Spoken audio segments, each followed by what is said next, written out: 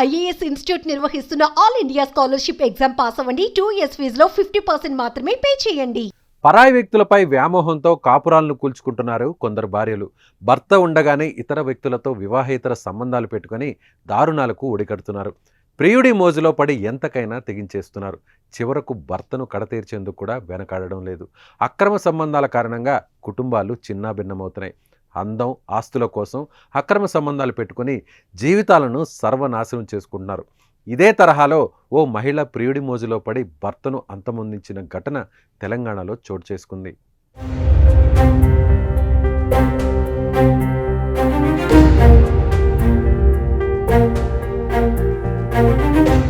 నాగర్ కర్నూలు జిల్లా బిజినిపల్లి తూడుకుర్తికి చెందిన చింతపల్లి జగదీష్ బిజినిపల్లి మండల ఎంపీడీఓ కార్యాలయంలో అటెండర్గా విధులు నిర్వర్తిస్తున్నాడు.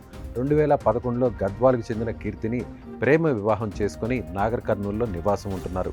ఇక భార్య కీర్తి SBM అనే రియల్ ఎస్టేట్ వ్యాపార సంస్థలో పనిచేస్తుంది.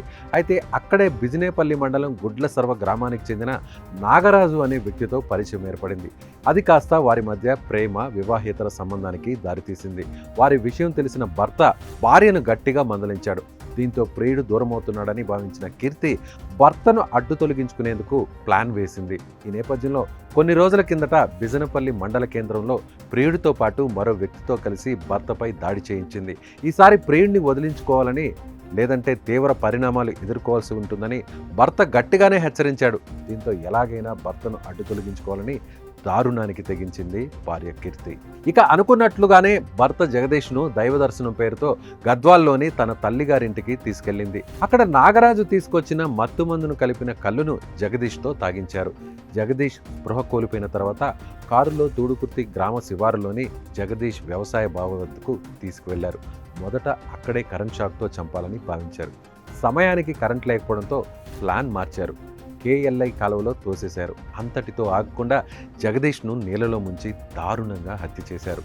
ఆ తర్వాత మరునాడు తన భర్త కనిపించడం లేదంటూ ఏమీ ఎరగనట్లు నటించింది భార్య కీర్తి. 2 రోజుల తర్వాత బిజినిపల్లి మండలం అల్లిపురి గ్రామ శివారులోని కాలువలో భర్త జగదీష్ మృతదేహం లభించింది.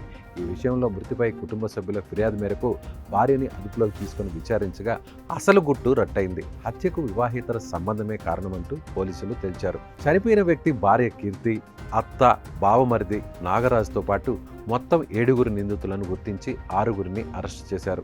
మత్తుమందు అందించిన వ్యక్తి మోహన్ గౌడ్ ప్రస్తుతం పరారీలో ఉన్నాడని, అతన్ని కూడా పట్టుకుంటామని పోలీసులు తెలిపారు. జగదీష్ అనే అతను మన జిల్లా పరిషత్లో అటెండర్గా పనిచేస్తాడు.